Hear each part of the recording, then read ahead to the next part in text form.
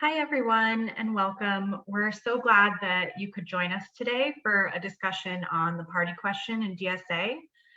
We're going to go ahead and get started. Before we do that, I'm going to ask everybody to please make sure that you're muted. My name is Erin. I'm a member of the Tempest Collective, and I'll be facilitating our discussion today. So before we get started, I have just a few housekeeping items to cover. The Tempest Collective is a revolutionary socialist organizing project run by a membership collective, and we meet monthly for political discussions and for organizing meetings. Some of our members are in DSA and others are not. What brings us together is not full agreement on every political question, but rather a shared agreement on the central importance of struggle and of building organizations of and by working class members. We welcome writing submissions. You can submit pitches via our website, which is tempestmag.org. And we regularly organize public events like this one, which you can view on our Facebook page or on our YouTube channel. I'd like everybody to know that this event will be live streamed and people will only be on screen when they're speaking. So please ensure that your name on Zoom is one that you're comfortable having on a video recording if you speak. If you are not comfortable with being recorded, you can type your comment in the chat, or you can leave your camera off and include only your first name as your display name. I'd like to take a moment to mention that Tempest currently has 3 DSA convention proposals on our website, and I would encourage comrades to read them, and if you support them, sign on and share them. We're going to hear from 3 speakers today who will each share their perspective on the party question for about 7 to 10 minutes, and that will be followed by a group discussion. We're going to be using Stack to facilitate the group discussion. So for those of you unfamiliar, when you would like to speak, you can either type your name or Stack, S-T-A-C-K, in the chat. And in an effort to keep our discussion as balanced across our diverse perspectives as possible, we're going to prioritize speakers who indicate that they have a perspective which diverges from the dominant trend of the discussion. So for that reason, if you'd like, you're welcome to share your affiliation when you want to get on Stack. So you might type Stack CPN or Stack Bread and Roses. And alternatively, if you're not affiliated with a particular group, that's also totally fine. So you can type in the Stack something like Stack No Break or something that might get your perspective across to our Stack keepers. There are many opinions within DSA on electoral strategy, and particularly how we should relate to the Democratic Party. Since Bernie Sanders' 2016 campaign, the question of how socialists should orient themselves to the Democratic Party has become increasingly salient. Should socialists run on the Democratic ballot line? Should we work towards our own party? Can the Democratic Party be reformed? These questions have become common as we chart our collective path forward. So I'd now like to introduce our speakers. Our first speaker is going to be Brad Pester, followed by Eric Blanc, and then Emma Wild-Bada. So Brad is a member of DSA's Collective Power Network caucus and the author of Breaking Bad: How Obsession with an Independent Workers' Party Hurts the Socialist Electoral Prospect. Brad, thank you so much for joining us. Hey, thank you, and hello everyone, and thank you to the folks from the Tempest Collective for inviting me here today, as well as to Eric and Emma for participating as well. I'm really looking forward to it. As Erin said, my name is Brad Chester, and I'm a member of the Collective Power Network. I am also, as my day job, an electoral organizer. So while I've worked for the leftmost person in any given race, like any profession, finding employment that is 100% consistent with your politics is often difficult. So I've worked with a lot of people with whom I have a great deal of political alignment, such as DSA member and member of the House of Delegates in Maryland, Delegate Vaughn Stewart, or as a member of Senator Bernie Sanders' presidential campaign, but also with those who I don't necessarily have a great deal of alignment on intra-left issues. And that element of it in particular has given me a great deal of professional familiarity with the Democratic Party as it operates today. And it's what spurred me to write the article that got me invited here. The central contention of that article is basically this, that proponents of immediate or imminent breaks from the Democratic Party get it wrong in two pretty fundamental ways. First is that the true power of the Democratic Party doesn't lie with the ballot line or even the formal party apparatus. The ballot line is not within the apparatus of the Democratic Party. It's on the terrain of the state, which means it's contested terrain, and that it can be organized in for and won with a solid coalition building effort. And also that the true power of the Democratic Party lies in the complex web of consultants, donors, lobbyists, and institutions that cooperatively constitute the party establishment. One great test case of this just happened in Nevada, where you saw the party establishment effectively detach from the formal institutions of the state party after they were captured by DSA members, many of them CPN members as well. Shout out to them for that. And lastly, that the break advocates provide not really a framework for success, only for the permanent marginalization of the electoral project. We are most successful in the socialist electoral project in nigh on a century because of our agnosticism toward the institutions of the Democratic Party, whether we need to break from them, whether we want to try and reform them, and because we have utilized the ballot line as a tool, and that we are building our political independence outside of the ballot line question. That is what, as I mentioned in the article, Dustin Guastella and Jared Abbott refer to as a party surrogate model. Some may have seen it as a party of a new type put forward by Seth Ackerman. But what that really means is that we are building a party in the Marxist sense outside of a party in the American electoral and legal sense that can operate in the way that we want it to. And that, I think, answers the first question that was posed, and meaning how should the socialist movement relate to electoral politics and elections. And really to sum it up for the second question, a comrade of mine from CPN today posted the great video of Herm Edwards after the New York Jets went for two in order to win a game and ended up being stuffed and losing that game by 1 point, where Herm Edwards tells the media, you play to win the game, you don't play to just play it. And to that end, what I believe is that when we engage in electoral politics on any level, our goal must be victory, not symbolic victories, not moral victories, but material victories for the working class. The branding exercise of what ballot line we use to achieve those victories is immaterial. If we're electing good, principled socialists who are going to turn state power to our ends, then it doesn't matter if we elect them as members of on the Democratic Party ballot line, on the Green Party ballot line, on an Independent Workers Party, or on the Whig Party ballot line. What matters is that we have shown what democratic socialists and socialists intend to do with power when we gain it. And it opens up great opportunities to organize workers, organize tenants, along with our party surrogate model, and to go forward and really win material benefits for the working class. And that is what I believe we should do in the electoral movement, and what I think that we are doing and should more intentionally maximize our potential to do. So again, thank you so much for inviting me to be here, and I look forward to the great discussion. Thanks so much, Brad. Our next speaker is Eric Blanc. He's a member of DSA's Bread and Roses caucus and was a national surrogate for the Bernie 2020 campaign. Eric is the author of The Birth of the Labor Party Has Many Lessons for Socialists Today. Welcome, Eric. Thanks so much for joining us. Hi, comrades. It's great to see you all. I'm glad we're having this discussion. It's obviously pertinent. I appreciate the work that's getting put in around this event and in general, even if we disagree on some of this. So to dig in, the question of how important are elections for socialists, I would say very important. Together with labor organizing, I think traditionally these are the two main terrains through which mass socialist politics has been built.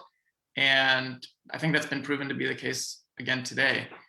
You know, I'll just kind of try to get a straw man out of the way from the beginning is that there's oftentimes an accusation against, I don't know, Brendan Roses or me or people who take elections seriously and like really do focus on them, that somehow we're electoralists for that. I just don't see that as actually the case, both in practice, for instance, like me and a lot of other comrades in Brendan Roses and other similar tendencies in DSA are like heavily engaged in labor organizing and rank and file work and expanding the unions through PROACT and transforming them. So this idea that somehow it's like it's not possible to combine like a very serious sustained effort on electoral politics and bottom-up mass working class organizing has just been proven not to be the case. I think what has been proven is that the traditional revolutionary socialist position as articulated in the United States until very recently was like basically just proven wrong on a couple of pretty important grounds. One is that you can't and shouldn't ever contest Democratic Party elections. That's going to lead the left to getting absorbed, getting weaker, and there's this sort of just inevitable slippery slope.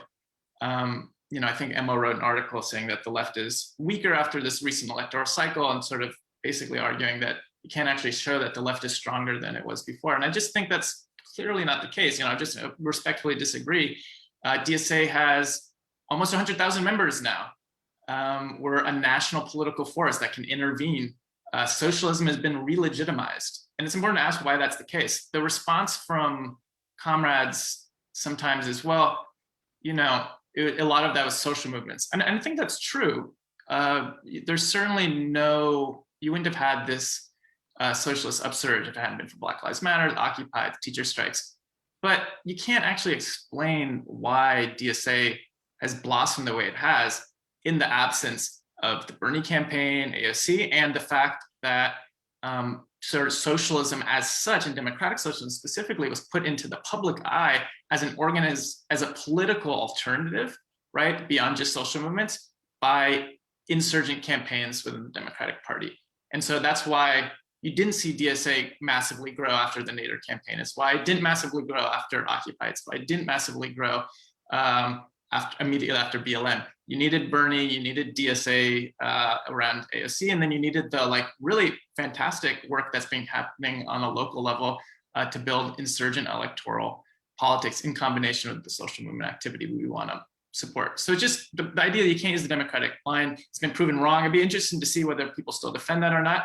But it's worthwhile thinking thinking through the extent to which the assumptions underlying that still, I think, are undergird some of the argument of comrades and Tempest make, and that I hope we can all discuss.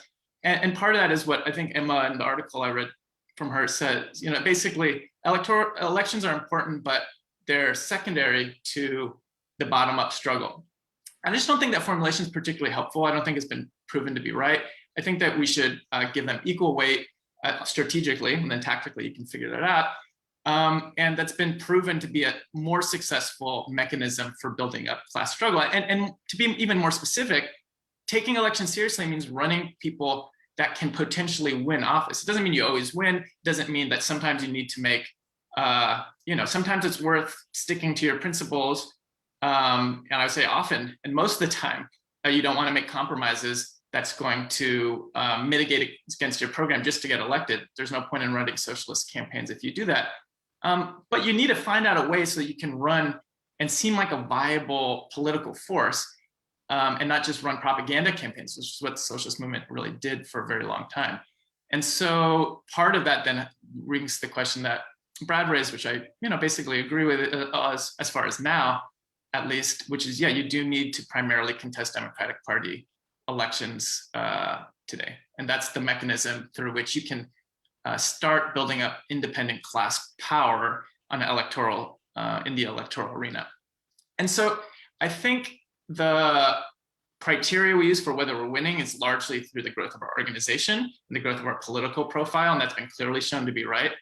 And I would just say for the comrades who think that either we shouldn't contest Democratic Party ballots or that DSA's approach is electoralist, or we need to have like a harder approach to the dirty break, which I know some comrades in Tempest have argued, like, prove it. I mean that sincerely. Like, I'm not actually disputing it. You could be right. but you would actually have to prove it in practice. And that's the way DSA also just works. There's proposals to pass stuff at convention.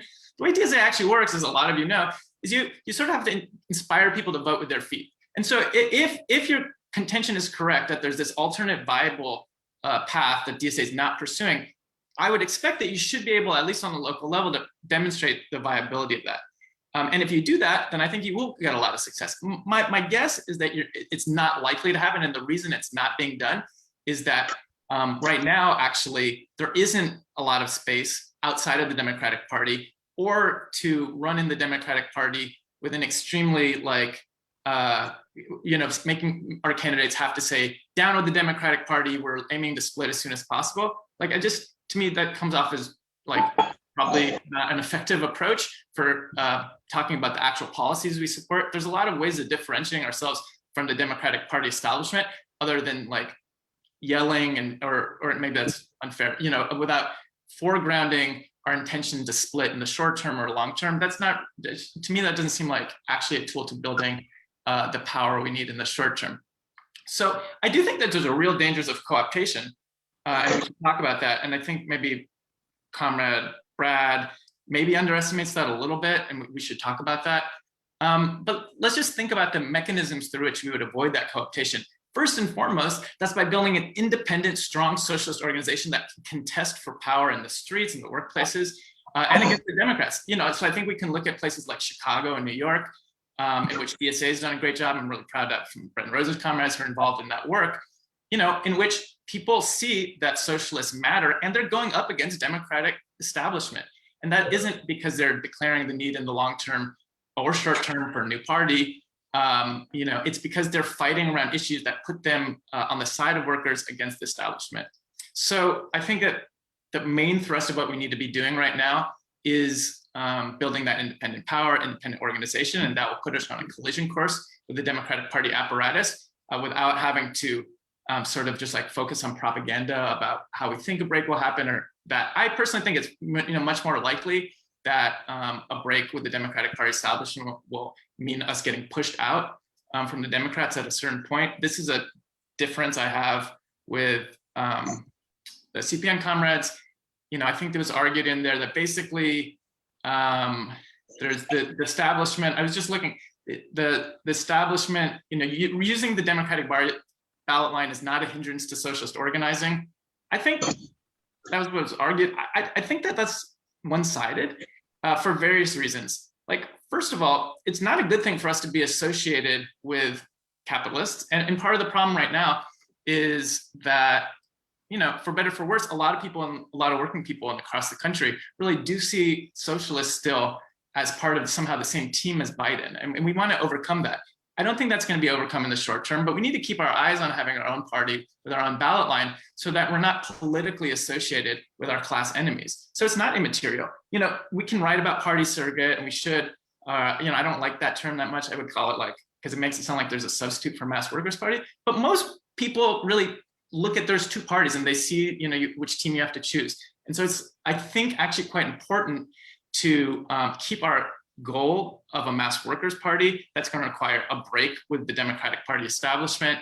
And I think that we should be honest about the limitations of our current approach, because otherwise we're not going to figure out the mechanisms to overcome them. The main mechanism is building up our strength, but it also means that we should win people to the importance of democratizing the US political regime, so there can be more space for different political platforms. And I'll just say as a last point that part of the underlying problem with what I see as the sort of poo-pooing of the goal of a workers' party with its own ballot line is that it assumes that nothing can be done by the Democratic Party establishment against us contesting their ballots. And that's just not the case. The laws have, I spent a lot of time over the last few weeks reading how primary laws have changed. Primary laws changed quite a bit. There's really nothing preventing them from changing the primary laws more to make it hard or impossible for us to contest the Democratic Party ballot line.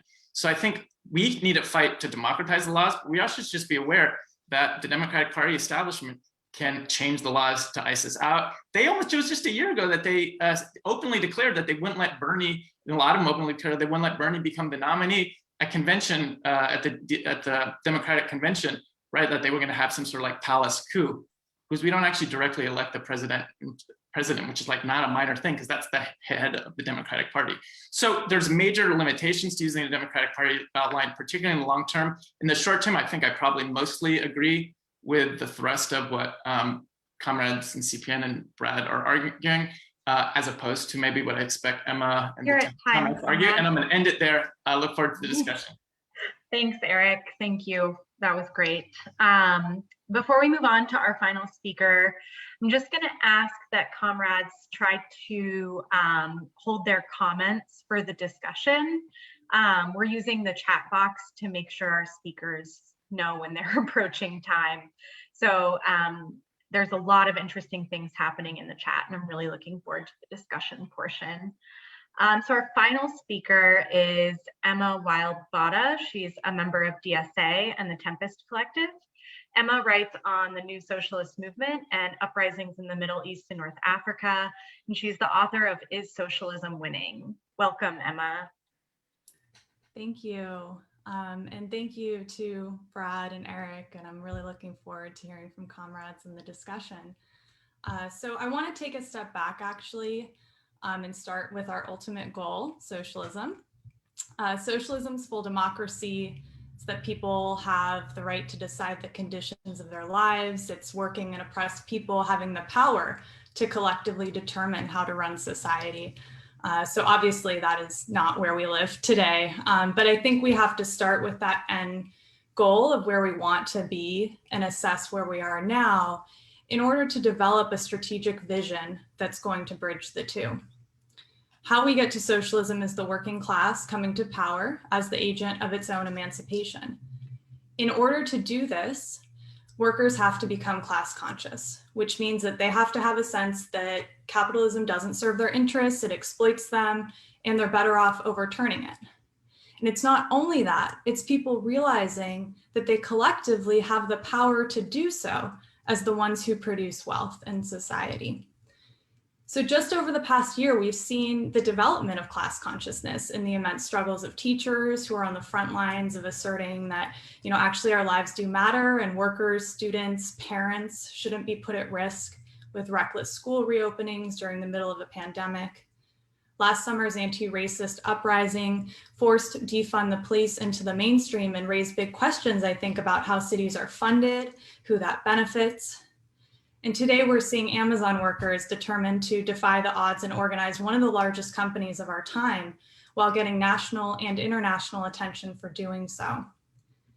These are the types of struggles that convince other working people, other oppressed people, that the system's not designed in our interests, and they can give people the confidence that they have the power to change it. And I just gave some examples of how consciousness is taking root today. So now imagine, what if we had an independent party whose goal was to spread and develop these leaps in people's thinking, rather than tampering them down and containing them? Just as class consciousness can grow, it can recede. So people will learn things about the world around them, often in moments of crisis and upheaval, but bourgeois ideology can reassert itself, and those lessons fade. Independent organization of the working class is central to consolidating and deepening class consciousness and struggle. It can serve as a sort of container for the historical memory of the class. We need an independent party that allows workers to be part of something separate from other classes, something that solely represents their interests. A place where people can start to test things out and make mistakes and make democratic decisions and see those decisions actually impact the direction of an organization, a place to coordinate action, and in doing all of this, come up against the limits of our existing system. An independent party is the best way to provide an institutional infrastructure for the types of activities that are going to develop the confidence and capacity of the working class. So in that regard, political independence is actually tied to a strategic vision of how we get to socialism. Though we won't elect our way to socialism, I agree with Brad and Eric that socialists must contest in the electoral arena. An independent party is a way to put forward class politics that draw a crystal clear distinction between the interests of workers and the interests of capital. And this alternative political vision and identity, an organizational identity that goes beyond any one candidate, helps people's consciousness grow. A party with its own vision and platform can then have candidates that contest in elections as an expression of the organization. And the need for an independent working class party has to shape our strategy now. And I think that's something that Eric and I agree with, even if we have tactical differences. One of the stakes of this upcoming summer DSA convention is whether or not DSA reaffirms its commitment to building political organization independent of the Democratic Party with the aim of forming a working class party. I think it's worth pointing out how far DSA has shifted on this question of political independence since the last convention in 2019. So at that convention, DSA endorsed Bernie's second primary run and voted to not endorse any other candidates in the event that he lost, in a move that upheld this commitment to building independent political capacity. And I think as comrades can tell, the debates today sound a lot different, and we have more comrades arguing for a party surrogate that works within the Democratic Party, and others questioning if there should be a break at all. So I think part of this shift is related to the trajectory of the Bernie campaign itself. After Bernie lost, he compromised on key demands like Medicare for All, a Green New Deal, and he endorsed the Democratic nominee, Joe Biden. Bernie then participated in lowering expectations, submerging criticism of Biden in order to bring out the vote.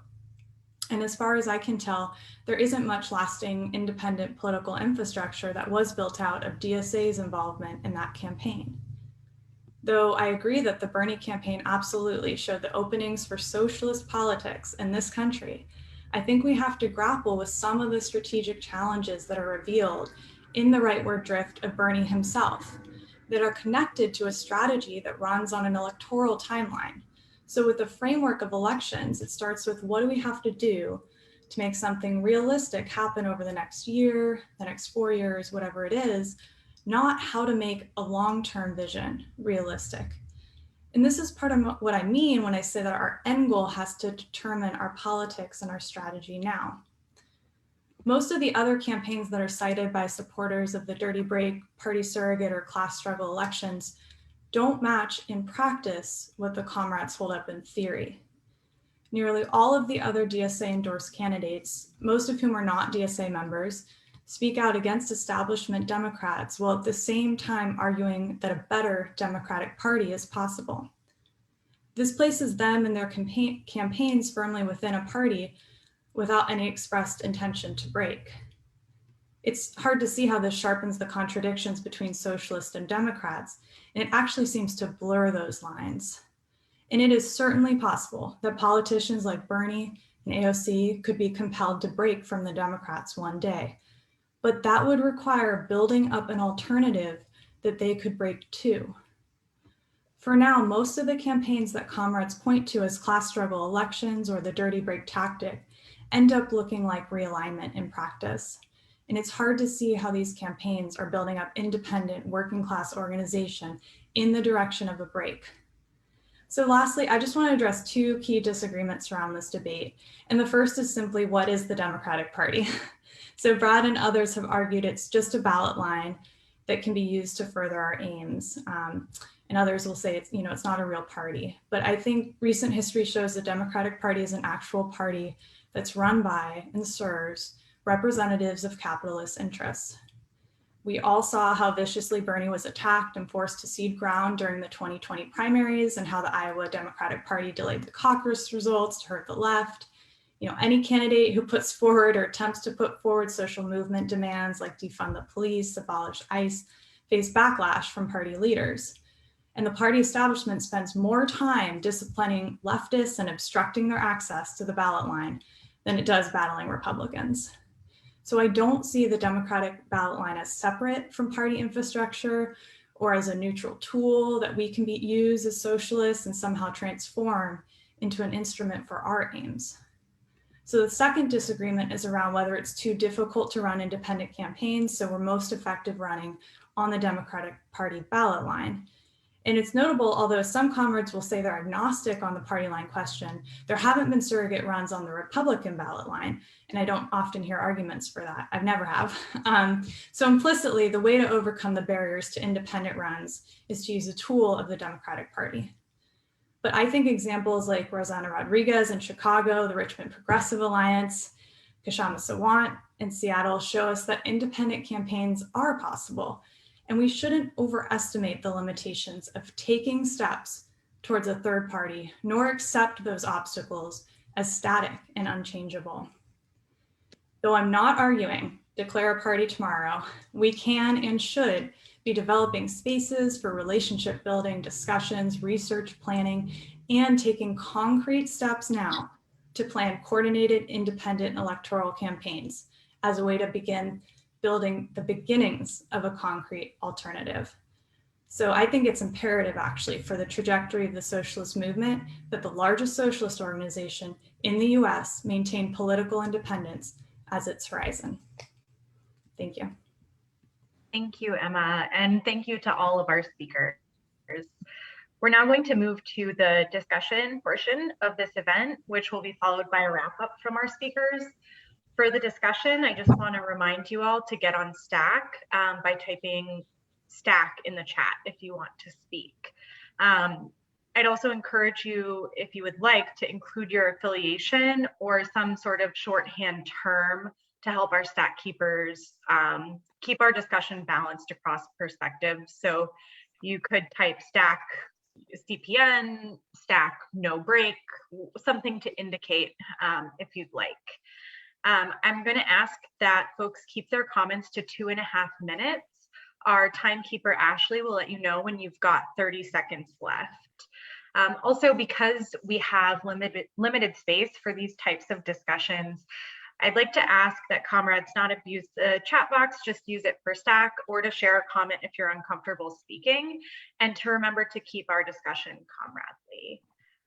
Okay, so first up on Stack, I have Alex, followed by Lou, and then Tessa.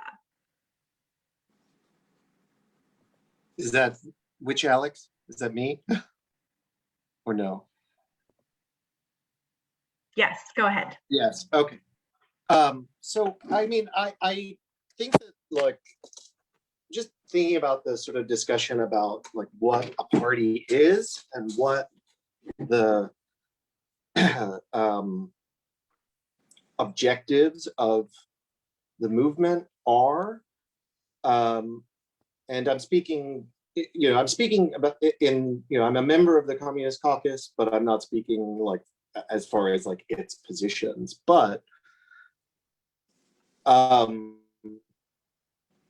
guess what I'm sort of wondering is, like, what do we mean by state power, and how do we how does the question of the party really just be it? Sorry, let me just begin again. The question of the party seems more like a question about what it actually would mean to take state power, right? And it seems sort of misguided to think about it like as primarily, or even like, yeah, as being a primarily electoral entity at all, given that, like, we can win elections, we can have, a set of policies being advanced, what have you, but like none of that has any bearing on who possesses state power. And in like a very like classical Marxist sense, right, the state is not just some neutral entity that you can take over and use for our own purposes, right? It is the organized power of the bourgeoisie. That's what the state is, right? So to organize ourselves as an independent class, as an instrument of the class's action. Alex, you got 30 seconds. Okay, right. I think, like to talk about an independent party, a third party, is really just to talk about organizing the working class into the capitalist state, right? So I think like we need to also be thinking about a politics outside the state, right? Which is not simply oriented towards entering it as if it were some neutral thing that we could Wrap Yeah. up. use to our own purposes. Thank you. I've got Lou and then Tessa. Hi, thank you for this opportunity to speak. Full disclosure, I was on the steering committee of New York Labor for Bernie 2020. Let's talk about what DSA has. I think, first of all sides of the argument, I think, want to see a socialist electoral party established in the United States. The question is, how do we get there? So let's talk about what DSA has achieved in our electoral work. We elected the squad. We more than doubled the squad in the last election.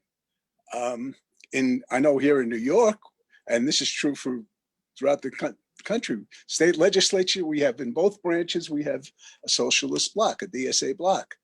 And hopefully after June, we'll have a DSA bloc in the city council. And they're all running as Democrats. Why is that? Because that's the only game in town. If you want to be serious electorally, Greens have not gone anywhere. They're still around, and there's still a bunch of them, and we need to work with them. But the reality is that if you're going to accomplish anything, you need to do it in the Democratic Party. So we are faced with a choice. Do we keep growing our base in the Democratic Party, or do we build a socialist electoral party and abandon the Democrats? But I say this is a false dichotomy. We need to keep growing our base in the Democratic Party until it has reached a critical mass. And with the Greens and independent parties, we can form a socialist electoral party. We are not there yet. Thank you. Thanks, Lou. I have Tessa followed by Eric J. Yes. So, I mean, I guess I'm speaking in favor of a break, right? I think that the DSA should look to build an independent working class party and not filter our resources and energy into the Democratic Party. Currently, I'm running in a nonpartisan race for city council in Madison, Wisconsin. And what we have seen here in our electoral work is we go to candidates that are inside the Democratic Party, they make those promises, then they lose and they endorse the establishment. And then we just put all this time and energy into candidates that aren't actually furthering a socialist agenda or bringing that into the Democratic Party. Instead, they're folding into the establishment for the advancement of their political careers. And I know that this is not the case necessarily everywhere. I'm just speaking for Madison. And so when I decided to run, I didn't seek, even though it's a nonpartisan race, you see many people seeking the Democratic endorsement. And I chose not to, because I think we need to not just be inside the Democratic Party, we also need to not prop them up, not to give them credentials of being socialist or for working people, because that is what I see us doing at this point, right? We're giving them cred. As opposed to the opposite way of them actually helping us. So I guess I'm for a break, and I think that Emma's comments were really well said, in that we need to think about what our goal is, not just for the next election and not just for the next 2 elections, but what is our ultimate goal and how do we get there? Part of that is taking local power and state power, and part of it is building up a working class that can actually take its own power. Thank you. Got Eric J followed by Grace.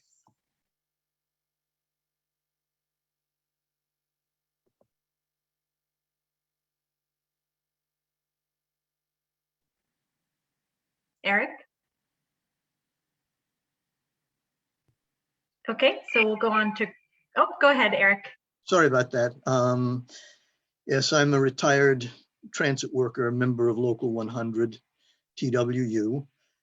And I would note that Marx and Engels often voted in elections or urged a vote in elections which they believed was not the way for the working class to take state power.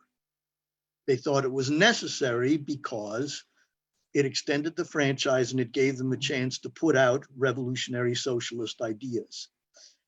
In this past election, it was necessary, in my opinion, even for communists to give electoral support to the current president, to the guy that won, Biden, because otherwise it was certain that Trump would win the election and there would be more atrocities and more attacks on Black people in particular.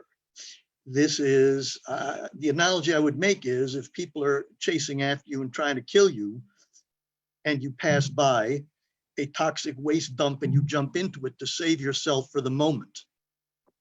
That is not a long-term strategy, nor is it an endorsement of toxic waste dumps.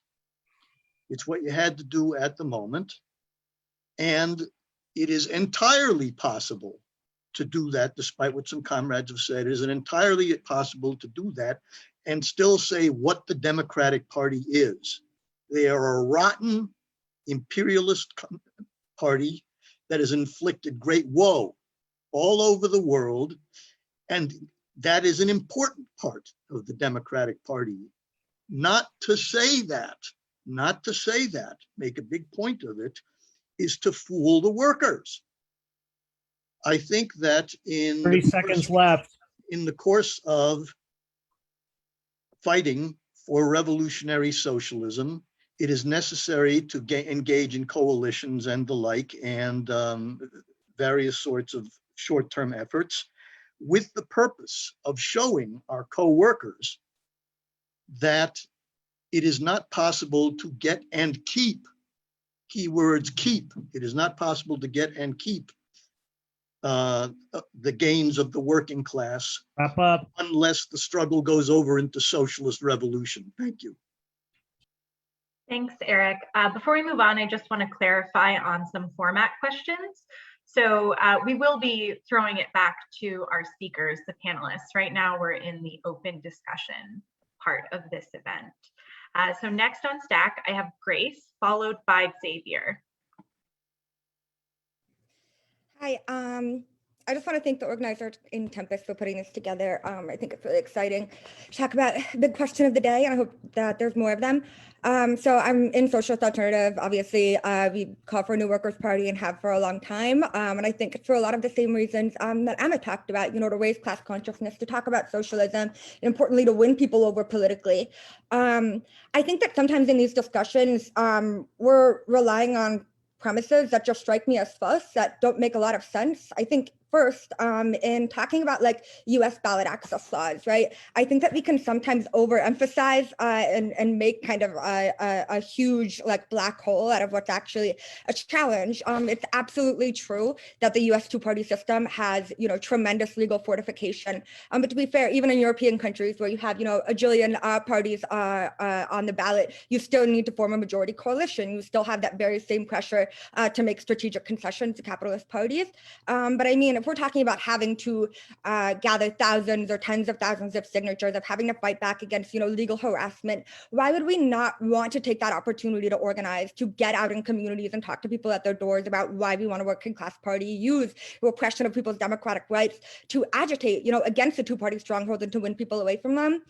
I was reading last night the Seth Ackerman, like, you know, Dirty Break Bible, and it talked about, you know, needing to base our legal right to exist not on ballot access laws, but on the fundamental rights of freedom of association. I don't think we should be basing, you know, our working class organization on any sort of, you know, legal protections of capitalism that we think that we might have. I mean, we know that especially when we've had a stronger socialist movement, those, you know, fundamental rights of association were definitely not a sure thing. And so I just think that we're going to need to be sober about what we're actually up against. If I have more time, I think that it's really, really difficult to actually build a party while trying to artificially separate, you know, the mass organization of the party, which we all 30 want. seconds. Oh shit. Okay, sorry.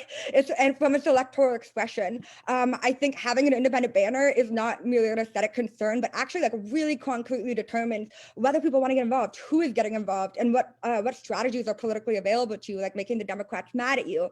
I think that when Brad talks about the complex web of consultants, we have to talk about what that complex web of consultants that make up the Democratic Party establishment actually is. You know, it's Silicon Valley and big pharma and real estate and fossil fuels, and people want to fight against those things.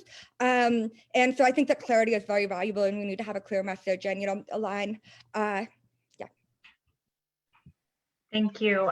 So we're going to have two more people from Stack, And then I'm going to throw it back to our three speakers in case they want to weigh in on anything that's come up in the discussion. So next up, I've got Xavier and then Richard.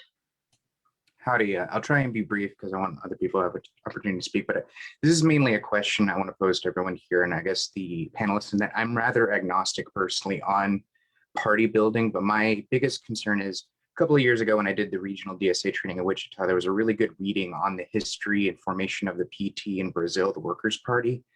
And a very particular challenge that they saw is as they moved and transitioned from this sort of activist elected power against the dictatorship into actual parliamentary power and governing power, there was a shift in leadership from locals and the local organizing to elected leaders, and eventually a centralization and shuttering of all those local that kind of built up the movement, and this kind of basically diffusing and separating from what was the social movement that formed it.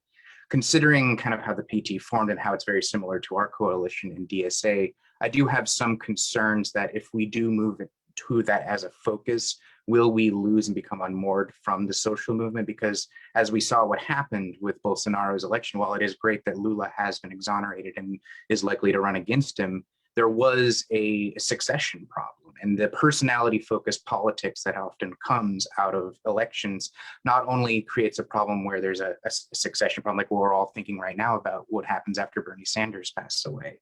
There's also the problem of, I think we've saw like Lula tacking to the center, like this sort of like having to basically, the focus becomes less creating a vision for a new world and how do we maintain and keep in power.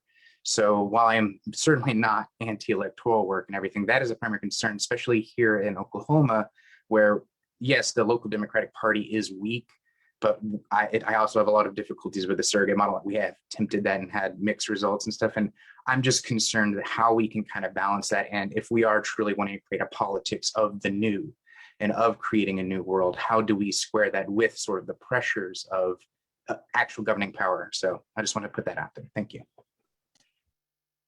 Thank you. So next I have Richard. All right. Hello, everyone. I'm part of NASA DSA, and I'm Cuban American. So I just want to make this a quick point that I do not endorse vote shaming no matter the circumstance. That being said, I think based off of my analysis, I think the most realistic path would be to keep doing like what we're doing, like organizing, and then stay within the Democratic Party if you have like good candidates like Jocelyn Carr, who's running in city council, for example, and then do like what people in Nevada did, which is take over the party if you like. That being said, if you like feel icky if there's a neoliberal nominee, whether that be for president or Congress or whatnot, and if there's a third party candidate that speak to you, you can also like do that also if you like, but I think as of right now, unless we have ranked choice voting nationwide, I don't really see too much. I don't know if a third party candidate could succeed without ranked choice voting, but I would love to be proven wrong though, and that's pretty much all I have for now. Thanks, Richard. All right, so I'm going to throw it back to our speakers just to respond to some things that have come up in the discussion before we move on to the next round of stacks. So I'll start with Brad. Yes, thank you very much, Aaron, and thank you to everybody for sharing their thoughts. I hope I do them all justice. I try to take as good notes as possible. But to kind of start off with the first response, I hate to add a note of boring bipartisanship, but I agree with Emma that the goal of the Socialist Electoral Project ought to be, and the socialist movement in general, ought to be fostering political independence. And that's precisely why I talk about the party surrogate model, because while we ought to foster political independence, there's no necessity that this be a ballot line. And in fact, it likely shouldn't. As many have spoken to, at the end of the day, there are two teams, so to speak, in American electoral politics.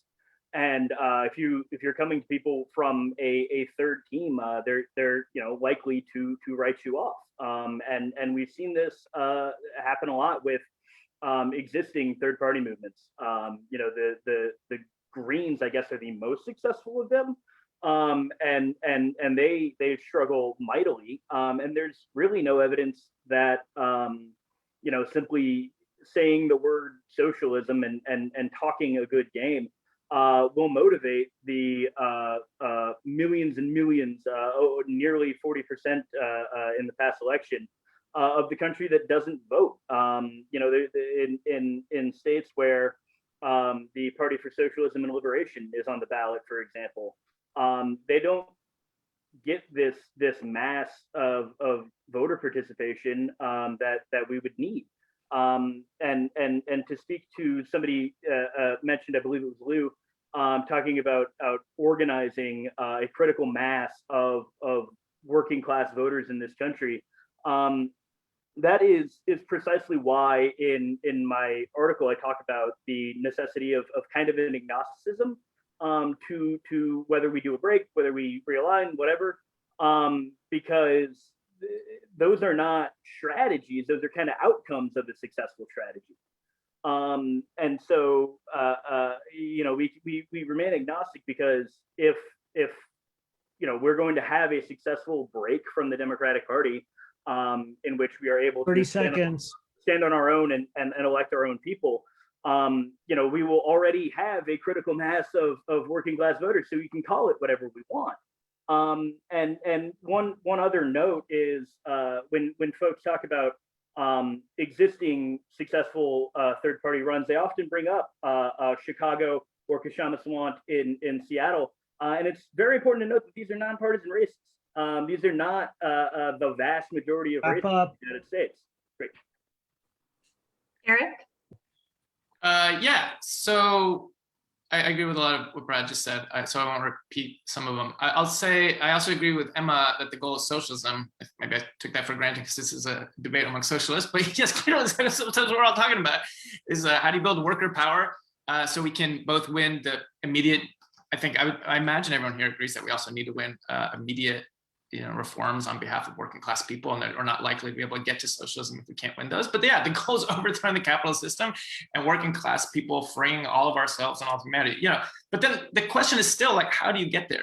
I'm not convinced that Emma, you made a convincing case for why your strategy is a more effective path to get to socialism. Because just to be honest, to get to socialism, we are going to need millions of workers, tens of millions, hundreds of millions organized for socialism. And so a good metric to see which strategy is getting us closer that way is looking at which strategy in our experience in the conditions when we're under is moving us in that direction.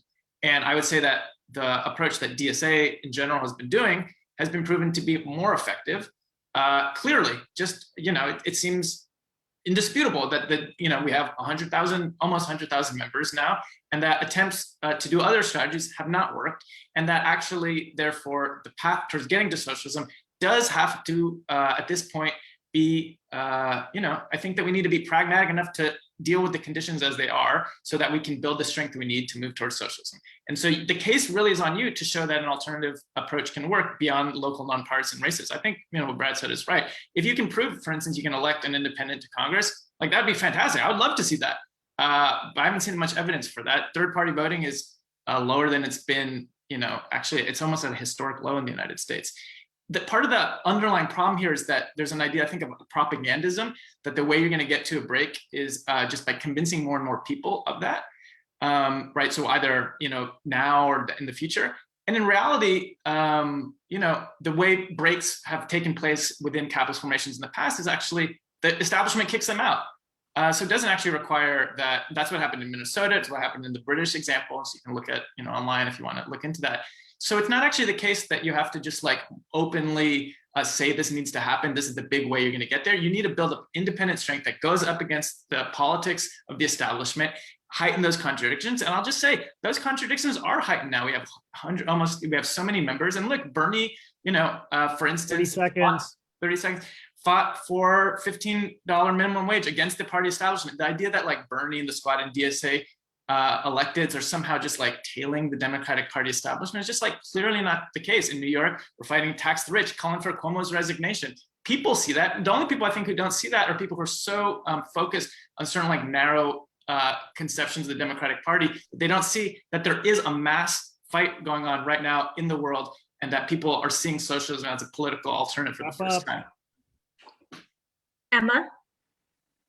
Yeah, Bernie started his political career as an independent and was rather successful. So I do think there are examples of it. And thanks to Tessa for running for city council. It's really exciting. I want to know more about that campaign.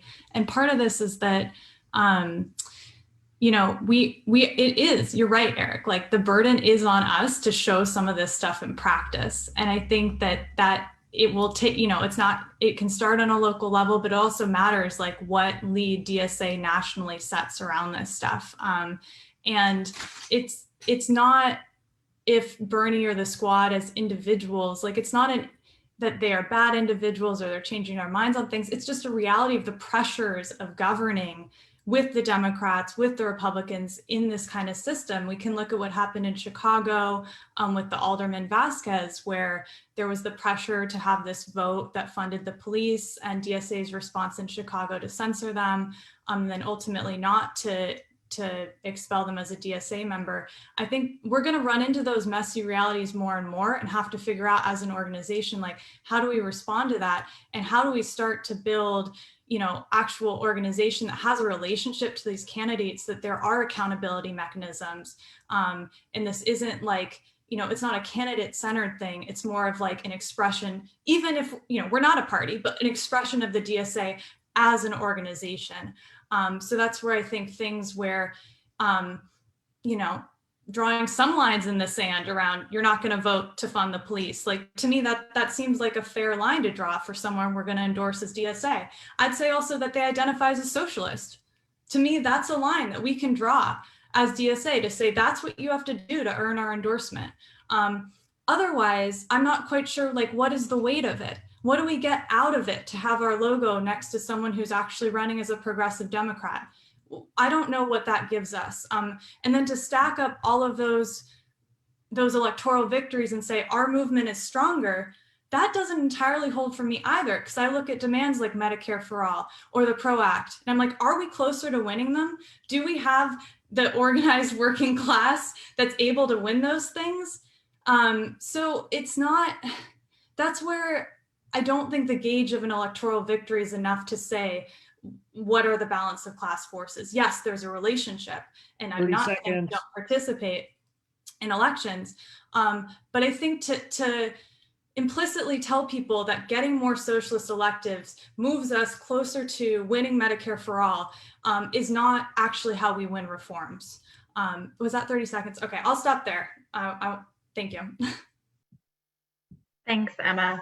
All right, so now we're going to open it back up to speakers on the stack. So first I have Christian, followed by Olivia. I'm assuming you mean this, Christian, that there's not another one. So the thing that I want to bring up is capacity. So in New York City, which as far as I know, we did not endorse anybody who wasn't explicitly for defund and didn't identify as a socialist. So I think you can have those sort of red lines. But, you know, us running 6 city council races was all that we can do. And so I think the idea that we could run those races and fight for reforming the electoral system is unlikely. And I've lived in New York for 47 years, and Republicans have a hard time winning. So I just don't think that anybody on the Green Party or us creating an independent line is going to get us any power in New York in the short term.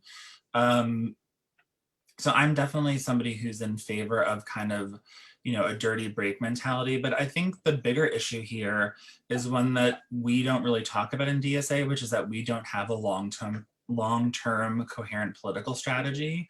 And we don't have a series of ideas of like, well, okay, we're going to run on the Democratic Party line in New York because that makes sense. Okay, we're going to run independents in Wisconsin because that makes sense. Like, there's a degree to which the horizontal nature of the organization doesn't allow us to actually do test cases, to actually engage in, I know this sounds very kind of neoliberal, but this is like reality. Like, we have to be able to figure out how do we motivate people and what works and what doesn't work. And so you guys are talking about what we've heard so far is what we think doesn't work, what we've seen not work, and what is the middle ground? How do we find that next stage? Because the other thing in New York is that only about 40% of people in New York State vote. And I don't think even NYC DSA, arguably the largest and one of the more successful 30 chapters, seconds. has moved that needle. So I guess my curiosity would be like, if we're not doing electoralism, what are we doing? How do we go from there is no party to we're running candidates on a line? Because I'm not hearing that step-by-step process from the people that are opposed to a dirty break. That's all. Thanks. Next up, I've got Olivia, followed by Kara. Thank you very much. Olivia, CPN, Cincinnati, Northern Kentucky. I wanted to address this sort of focus on the question of like being inside the Democratic Party or like inside the capitalist state. And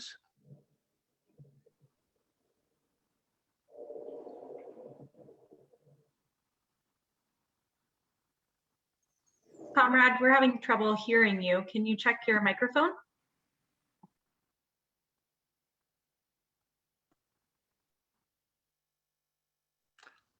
hi, did my connection cut out on me? Yeah, you're back now. Go ahead. Okay, I will try to be quick so I don't cut out again. The use of inside the party is an example of like metaphorical language where usually what is meant is that there is an association, but in reality, like DSA's decision making is independent, our funding is independent, our decisions and strategies on what candidates we support are done independently. And if you take the CPN analysis, there is no like guarantee of independence from the capitalist class by forming like an additional like third party institution. On the contrary, if you accept that ballot lines are state institutions per the CPN analysis, you actually are significantly tying yourself to a state institution through the creation and constant maintenance of a ballot line. And that's something that you should make sure you have sufficient power that you can actually like affect and wrest control of like state power directly. And if you can't do that, like a ballot line is not going to help you in that problem. So I just really wanted to emphasize that aspect, which is that I think if we're going to be materialist about this, we have to ask ourselves, what are the material relationships we're concerned with? Because we focus on the issue of the symbol of like socialists versus Democrats, as opposed to like the class struggle of the working class versus the capitalists. We're actually not engaging in a materialist analysis and engaged in an idealist one. Thanks. I've got Kara, followed by Hank. Hi, Kara, she, her. I'm also in CPN, and I'm the co-chair of Las Vegas DSA. You know, Nevada recently got a lot of attention, right, for our electoral work. You know, I think it's one of those things that like Brad brought up, that having to be like really consider like materially like what's going to win in your organizing conditions. You know, I would love if we had like a separate party that we could run candidates on and they had a chance of winning. In Nevada, we don't even have the Green Party. We don't even have write-ins on our ballot. Like if we had to shift to trying to make that possible in our state, it would take an immense amount of time, resources, and decades to maybe be able to run a candidate on a line that doesn't currently exist. We looked at our local organizing here in Las Vegas. We spent $0 and a very, very small amount of time and member resources on working toward kind of our Democratic Party takeover, as it was put. we were organizing in our community. We were building coalition work. We were building a mass movement of people. And it was really easy for us to be like, hey, can you just sign up for this at the same time? It was kind of a subsequent thing we were doing while building relationships that got us to this point. And like, we didn't pretend that we were Democrats or, you know, doing this thing. We were unapologetically socialist through the entire practice, but we knew that for us to be able to run, you know, leftist progressive candidates in primary incumbent Democrats, like it was impossible to do that without having some kind of say in the party because of how strong like the Reid machine is here.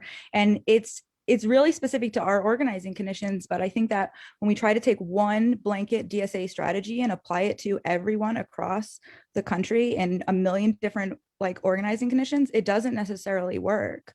I think it's really important for DSA members and chapters to look at the conditions where they are 30 and seconds. and to see where they're going to gain the most material wins that are going to help the working class. And if we can't do that, then it just seems like a lot of the work we be doing is just performative, and I just don't see how that helps working class people.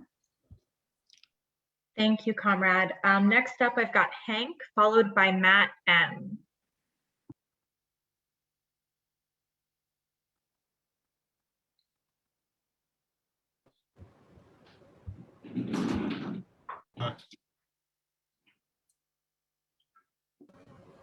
Sorry, my computer was picking a great time to freeze.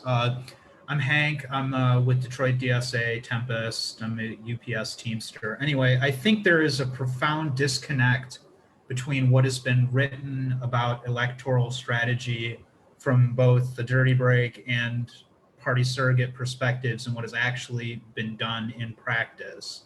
You know, the vast majority of endorsed DSA candidates don't really believe in breaking from the Democrats, and they don't really treat DSA as a party surrogate so much as another interest group like the League of Conservation Voters or Sierra Club or something like that. It's just another logo to put on the mailers that go out. And to me, that just doesn't make a lot of sense from a strategic perspective. Like if you see a destination, you should be taking steps to get there, you know, put one foot in front of the other.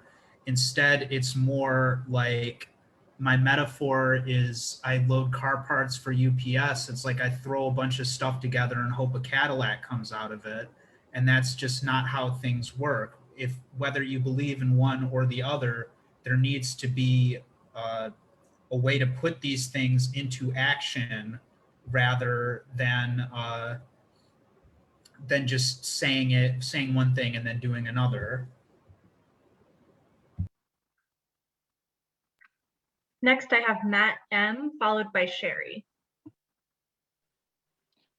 Yeah, hey everyone, my name's Matt Milholland. My pronouns are he, him, his. I'm co-chair of Inland Empire DSA, a member of the Bread and Roses caucus. One topic that has been conspicuously absent from this discussion is the labor movement. In the 1930s, the trade union movement became junior partners in the Democratic Party coalition. Due to the passage of reforms like Social Security, unemployment insurance, and the Wagner Act, the Democratic Party became the de facto political home for members of the organized working class. Despite declining union density, that is still the case today. And I think it's important to recognize that this fact isn't the result of workers being ideologically duped by corrupt trade union bureaucrats. It's because the Democratic Party represents the most realistic vehicle for advancing their interests under the present circumstances. It's awful to contemplate, but the Democratic Party establishment's anemic pro-worker reform agenda is the only thing on offer for them. Workers aren't fools. There are structural reasons they're throwing in with the Democrats. If we want an actual workers' party in this country, we need to win the actual existing workers' movement to our side.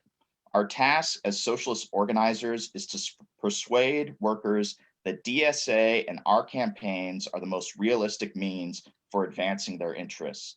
The path to doing that lies through contesting Democratic Party primary races and militant rank and file organizing within the unions. A clean break in sectarian proclamations of our independence from the Democratic Party are not going to do it. The Democratic Party has our base, and hasty attempts to form a new party will cut us off from that base. Engaging with this reality and all the messy contradictions it entails is the only path to 30 eventually seconds. forming a party of our own. No workers' party without actual workers, comrades. Thank you, comrade. Next, I've got Sherry, followed by Michael B.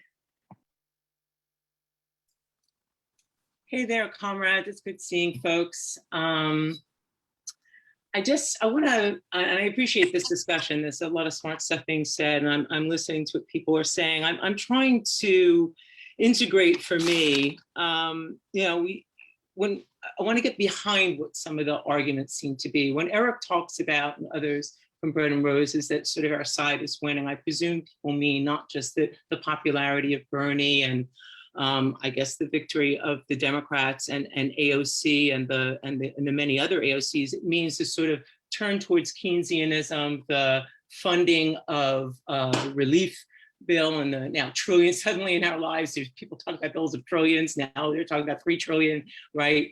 In an infrastructure. And I guess to me, how do we understand as socialists, what is the source of this munificence suddenly from the American state?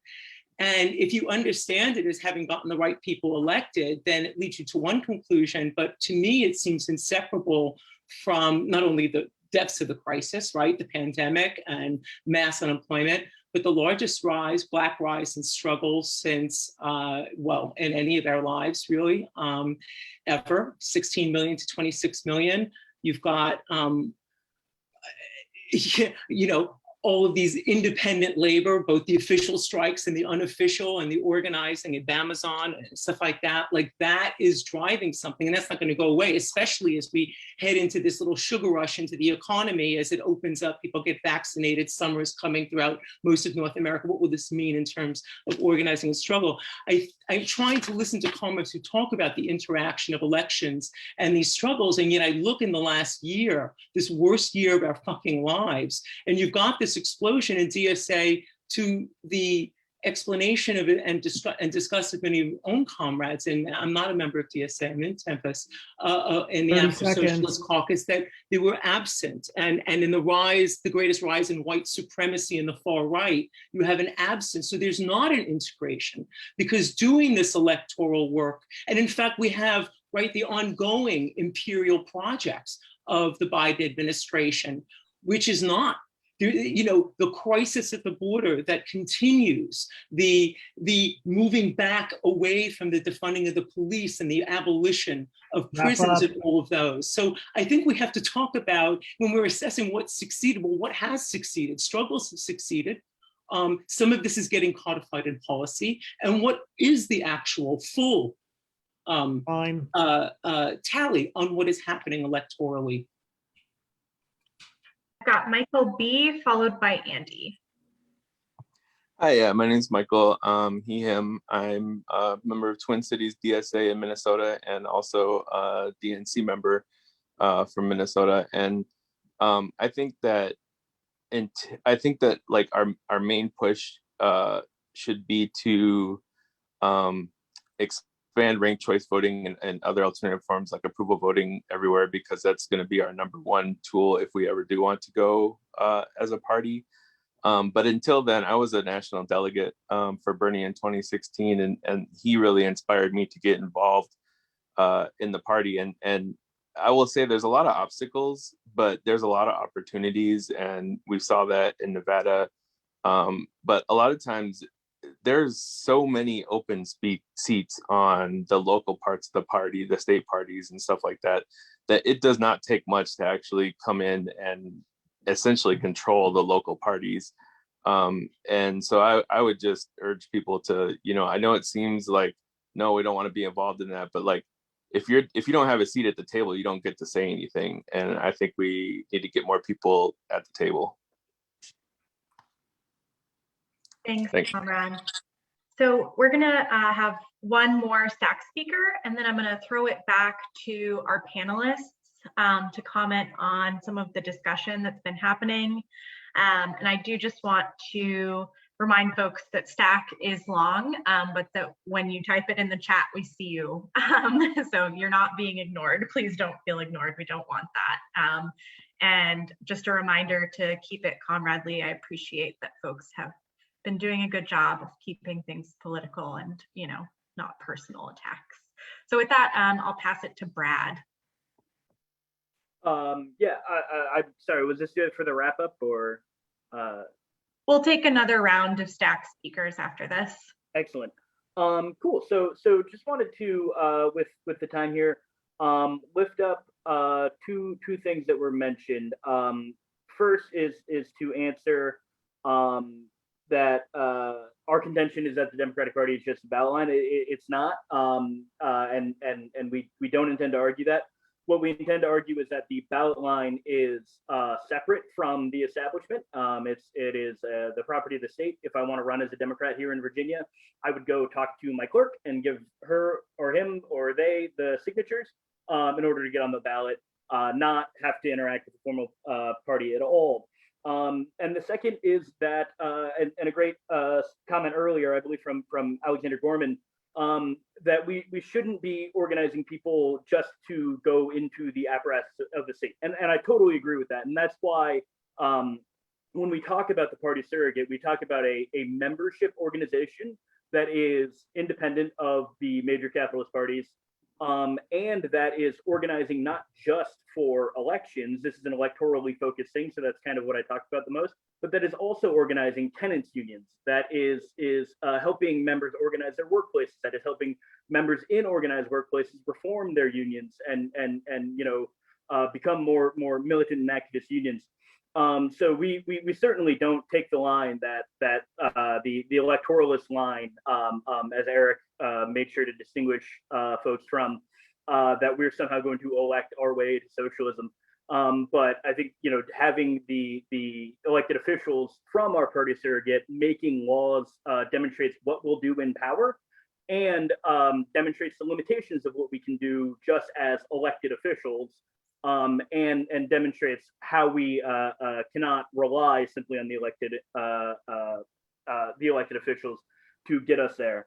I also wanted to lift up the example of Nevada that Kara talked about, and that the takeover of the Democratic Party was more of a positive externality, to borrow the economics term, from the great organizing that they had been doing and the deep organizing that they had been doing in communities in Nevada for years.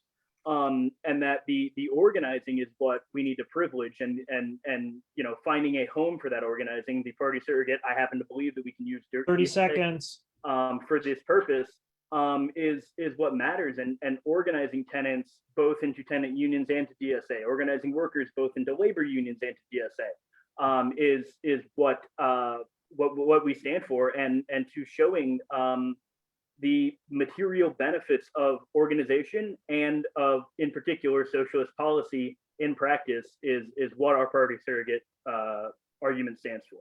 Thanks. Thanks, Brad. Eric? Yes, I wanted to address the question that there's like this disconnect between theory and practice on the party question. You know, I'll say maybe there's a little bit to that, but it's not for the reasons that are expressed.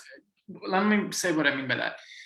Most DSA chapters, unfortunately, I think don't have a fully developed, like what would Brad and others might call a party surrogate model, which is to say you don't really have like a really strong, independent socialist electoral machine. It's true that a lot of smaller DSA chapters, in particular, you know, tend to give endorsements to sort of like good progressives or whatever. So I do think we need to move away from that. But the solution to moving away from that is not like independent candidates. That hasn't been proven. Like, again, try it out, see how it works.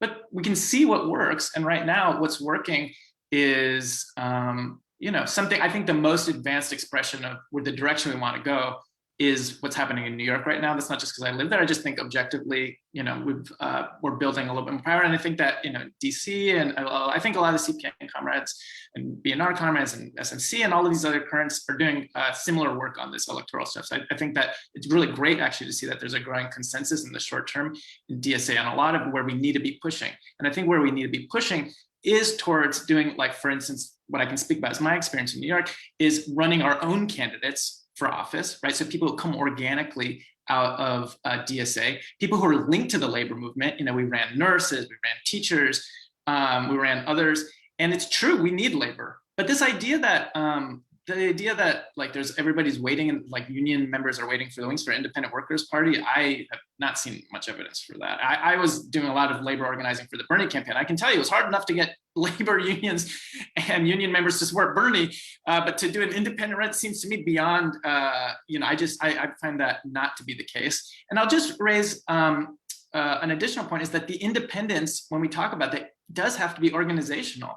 The idea that's just like the declarations you make doesn't map on to reality. To keep any candidates accountable, you need to have strong organization. That's including for a workers' party. And this idea that like a workers' party is just going to fix some of these problems is not the case. Whether it's the question of accountability, like we know that social democratization happens, but also just how you navigate the state. It's extremely hard, for sure. It's extremely hard, but that's going to be hard for a 30 seconds. Independent Socialist Party to navigate the state too. So then the question then really does become back, what do we see building working class power now? What is building working class power electoral and what is working in unions? And keep the union question separate for now, but I do think that having a mass organization of close to 100,000 members that can do, for instance, right now is doing a great campaign around the PRO Act. That is a way that I think we're going to connect with more union members, right? I think that we're showing what it looks like to organically connect with the working class. Thanks, Eric. All right, I'll throw it back to Emma. Yeah, so, once we connect with those working class people, I think it matters that they have a way to go to the ballot box and vote for a party that represents their interests. And there's a lot, I think I can't quite remember how Brad framed it, but there's something in their article about, are we ready for a new party? Kind of our analysis of the people who don't vote in this country, because we know that most people don't vote in this country, and that's probably for a variety of reasons. But we also know that in a lot of polls, like the desire for a third party is pretty high, right? Like people don't go usually and aren't super excited to vote for a lot of Democrats. Like I don't think there was a lot of excitement around on some parts of the Democratic Party base to vote for Biden, even in some ways, and Hillary Clinton. We can think about the other elections, but and then if we look at the Democratic Party's strategy of how to win, like the establishment's idea of how they're going to win, there's been a huge shift, right? They're like pursuing the wealthy, suburban, college-educated voters, and we have to imagine that's going to guide what they allow into their platform and their policies. I'm thinking defund the police isn't going to be super, exciting for them. And then if you think about even like, all right, so we're in a primary election, not even a general election. We know that even fewer working class people vote in primary elections than the general elections. So just to say that like, there's an inherently conservatizing part to this strategy if you're contending an election and trying to win over the most conservative section of the party's voting base, right? So where are the working class voters supposed to go to vote for things like a Green New Deal and Medicare for All? Like, I think it's worth thinking about how we do bring new people into that and bring them away from the Democratic Party and ballot line. And I think comrades underestimate how dissatisfied ordinary people are with politics as usual in this country, and how much the Democratic Party itself has delegitimized itself just through the decades of broken promises, et cetera, et cetera. So I think like building an actual institutional alternative that is going beyond a candidate here and a candidate there. And this is not easy, right? Like none of this stuff is going to be easy, but we do have 100,000 people. Like we can start to do something to test those waters. And that's where like, and I don't think we can do it like alone. Like, I think we actually as an organization need to see this as part of our role right now to test out in this moment. So I'll wrap up there. Thanks, Emma. All right, so we're going to have one more round of stacked speakers before closing remarks from the panelists. And I'm just going to ask folks one more time to make sure you're keeping it comradely in the discussion. We're all here to have this discussion together, knowing that we have different perspectives. So let's try to refrain from using like accusatory or, you know, assertive tones, I guess I'll say, when we're talking to each other. So first up on stack, I have Andy. Yeah, I mean, I'm taking in a lot of what people say, and I think it's really interesting. I mean, like, one of the things that I find really strange, I guess, in this discussion is like, first, we're talking about these things, right? And I think everybody, Brad, Eric, you know, Seth Ackerman and Dustin Costella, have all said, well, this body is politically independent, and they're like, so it will run on any line, right? And what we've heard repeatedly in this discussion is you will not run on a third party line ever, right? That this is completely unuseful. And as far as I'm aware, no DSA candidate has ever run on the Republican Party, which is the other major party. So like that begs the question right away, right? Like, if you're saying you're evaluating these conditions, and you're going to, you know, take whatever is expedient, we haven't actually seen anybody do that. They've consistently reaffirmed that their preference is going to be within the Democratic Party. That also carries with it this assumption, and people have said it a few times, that the working class is in the Democratic Party. I mean, for one, like, this is clearly a party of capital, right? But any electoral party has to have a voting base that goes for them. Republicans have workers who vote for them also, right? I mean, it's not a great thing that happens, but to say that every person that votes for that party or whatever is 100% affirming what they're doing, I think it is a complete misunderstanding of how people relate to politics in this country. It's also, when people say this is the Democrats are the party of labor, they're talking mainly of labor leaders, right? Like, if you look at the last election, most of the time, like, there were labor leaders like pulling their hair out about how they couldn't get almost half of their voters to vote for their guy. So you have this huge disjuncture. And I think that people are going to say, well, just because of that doesn't mean blah, blah, blah, blah, blah, right? I mean, we also 30 focus seconds. as a group, right, on primaries, which is mostly dealing with, like, workers, for the most part, deal with general elections. So you're orienting towards a very conservative aspect of the Democratic Party process, which is mostly propertied white people, which is what we've seen in almost every election when we actually analyze who's participating. I've got Nate and then Steve L.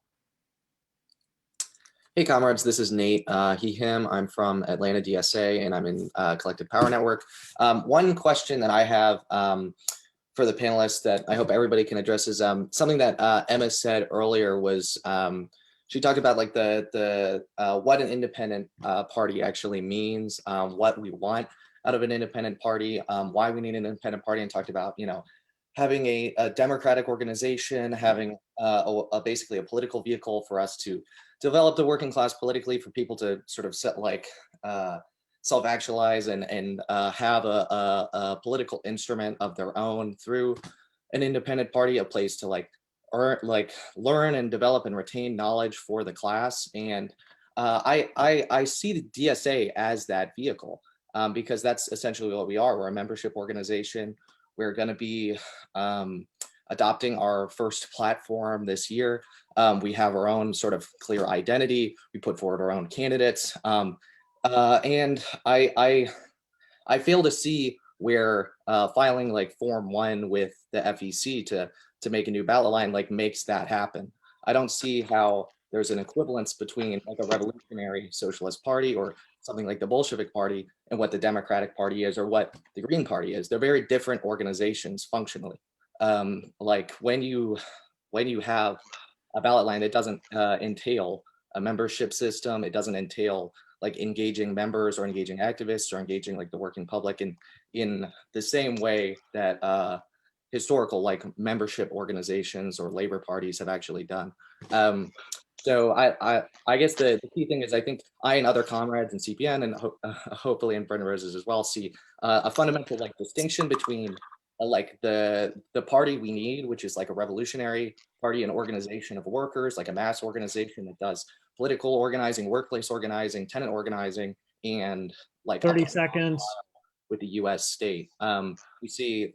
So I just when people call for an independent party electorally, like what we hear, I think, is just like a repeat of the Green Party, which doesn't really entail the political vehicle that we actually need. Thanks, comrade. All right, so I've got 4 more speakers on stack, and then we're gonna throw it back to the panelists. And I'm sorry for those who didn't make it on time to speak. The stack was very long, and I think that just demonstrates how important it is that we create more and more opportunities to have these types of discussions.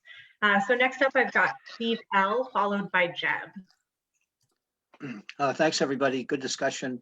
I just want to make one major point, and that is that we should be talking about the development of a revolutionary party and revolution rather than focusing so much primarily on electoral strategy. It's going to take a revolution to bring about socialism. And that if that's a debate, then that ought to be the debate. But I think that ought to be the orientation. Reforms that we've won in the United States have been won in struggle. All the major reforms have been won in struggle, not by electing good people, but in struggle. So we have to assess our attitude towards parties on the basis of how do they impact mass struggle.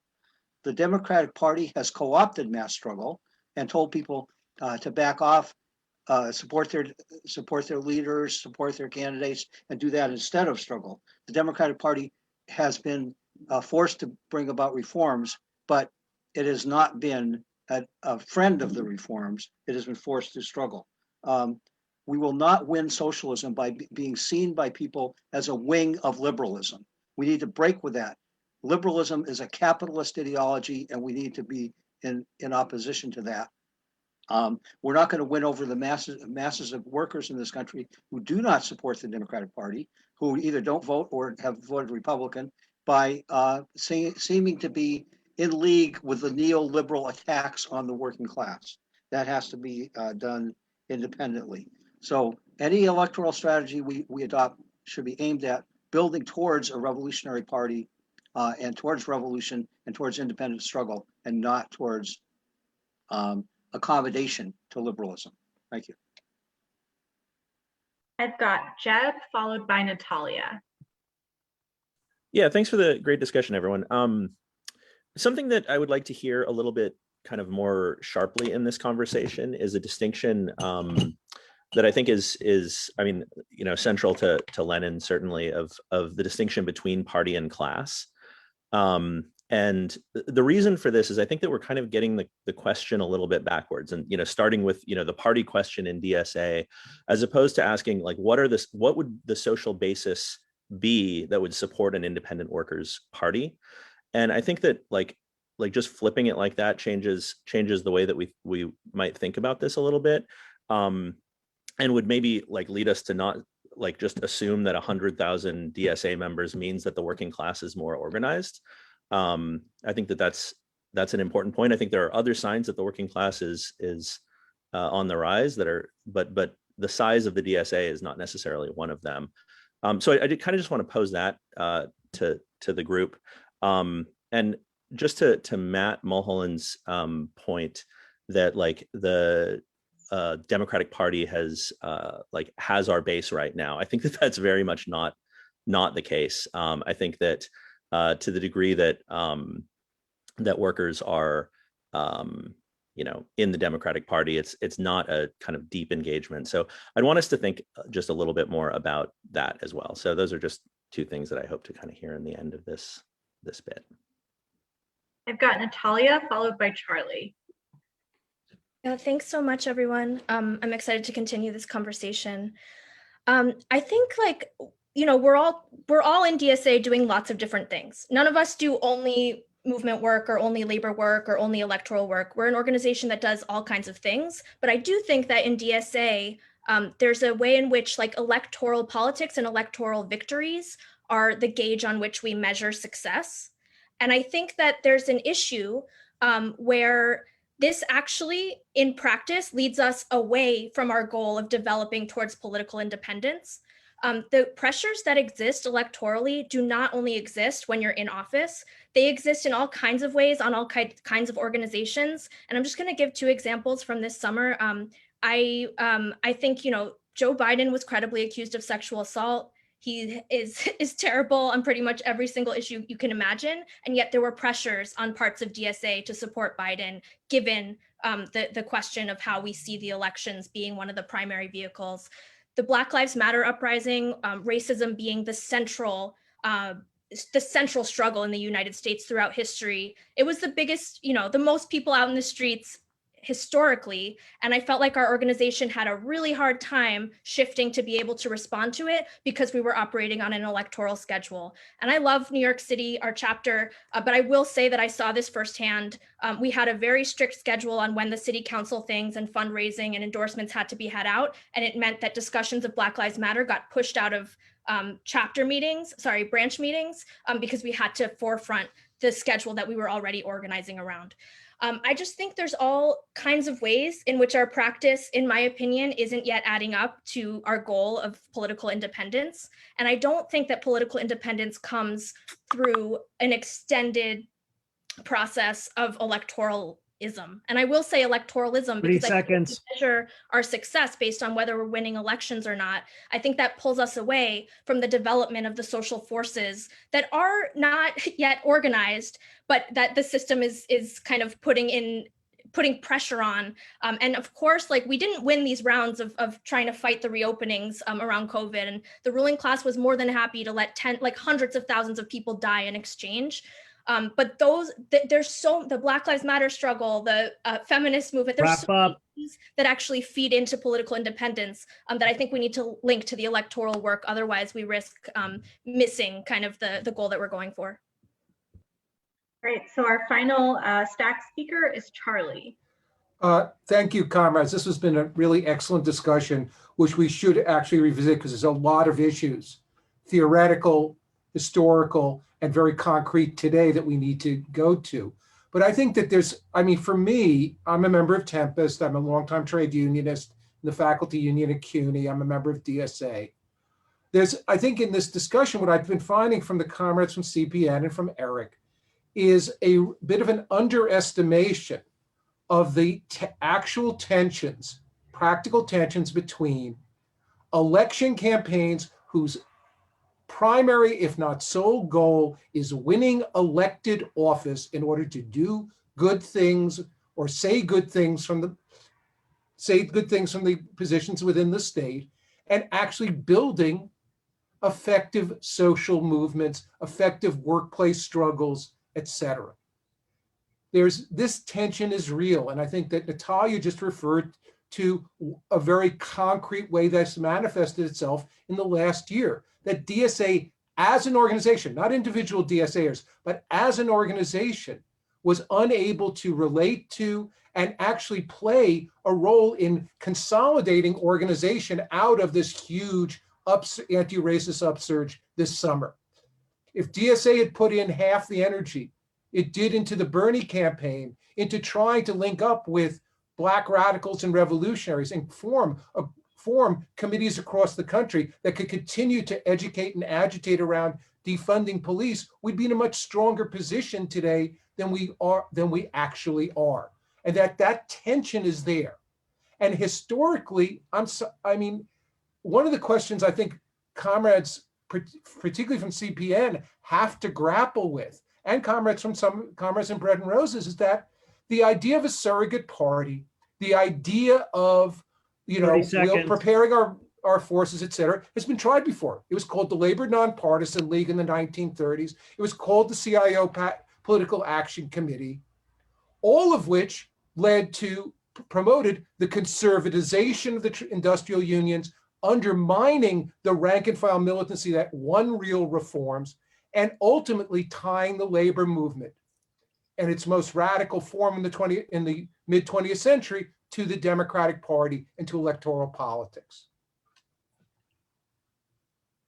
Thank you, comrades. I want to thank everybody. This has been a really great discussion, and I'm definitely looking forward to this discussion continuing. I think there's still a lot more to talk about. And so we would like to encourage people to do that via the DSA convention communications channels. There is a DSA convention site that you can access now online.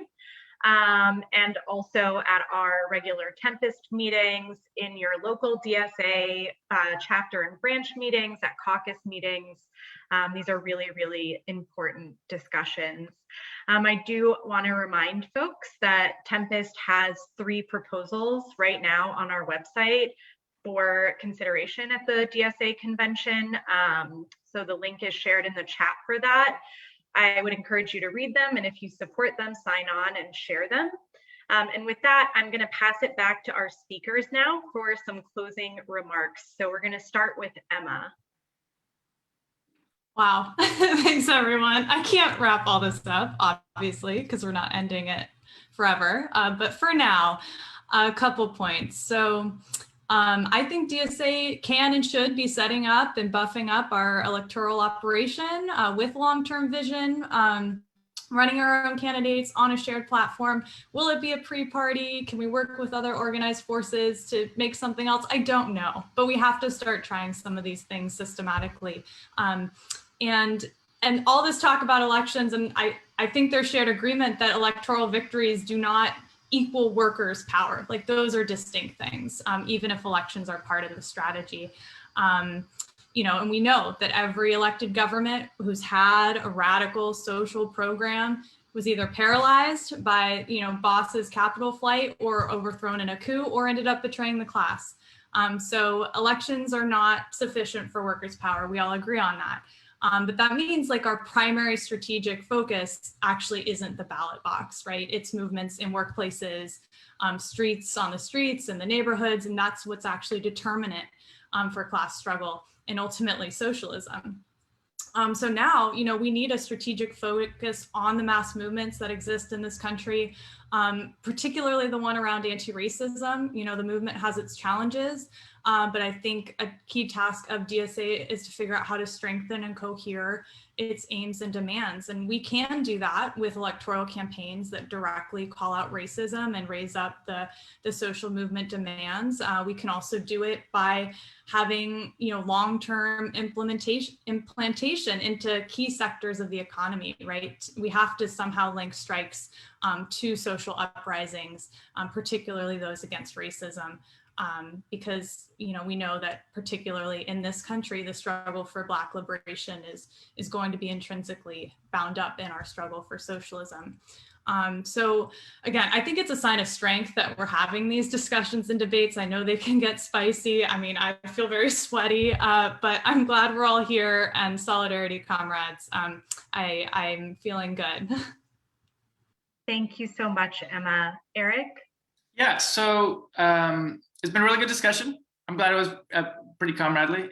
I will say there's a bit of a straw man argument, which is that presumably somebody out there is saying because we've elected more people, we have more power. I actually don't think that's the argument. The argument that at least I think that we've articulated, and I think that Brad's articulated, is actually elections have helped build DSA's organized power, as like measured in number of members and our ability to shape the political conversation. And that in turn not just helps our ability to pass things legislatively, but it supports social movements. And so that's the argument. It's different than just saying, yeah, we elected people, that's power.